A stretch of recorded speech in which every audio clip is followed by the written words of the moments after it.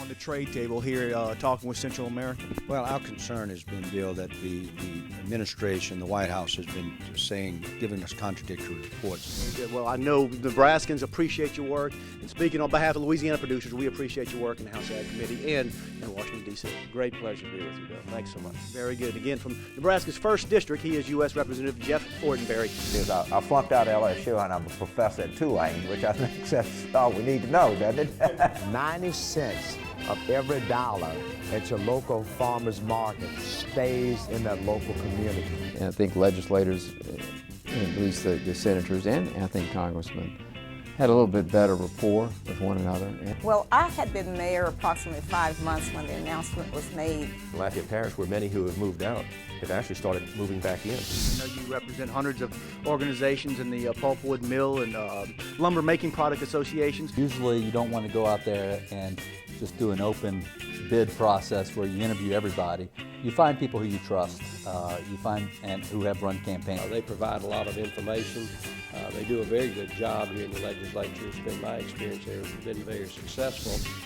Between those who want to tax and spend and those who want to shrink the size of government. And the House has historically been more conservative than the Senate. So I'm optimistic that we're going to start to see an opening of this market. It's a very important market for Louisiana rice farmers. The beef and milk, the dairy prices are actually getting a little better. Do you see any hope for southern farmers here with the compact down here trying to establish their own price? This is made in terms of reduced regulations are going to be kept.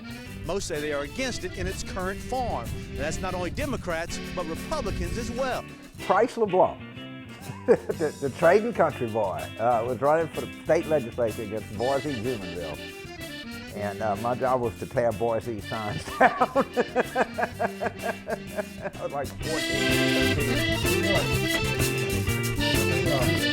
Practically a textbook way to win a project. We had a great team at every level. Our guest today is Commissioner of Agriculture and Forestry, Bob Odom, who's vying for his 8th term as the state's Commissioner of Agriculture and Forestry. A favorite device of mine with those donors is to start a club of those, like your friends. I think a team is what's necessary here. Not Republicans, not Democrats, not North Louisiana, not South Louisiana. I think when you take a look at the governor and you examine her career, things get messed up and social networking and social media is responding.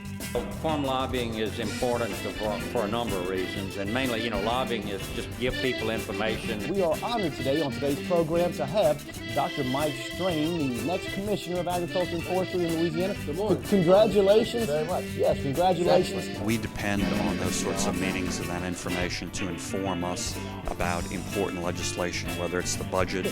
Lobbyist groups like Farm Bureau's activity, not only is it a part of lobbying, but it's a part of the historical knowledge that they have. I think a campaign manager is essential.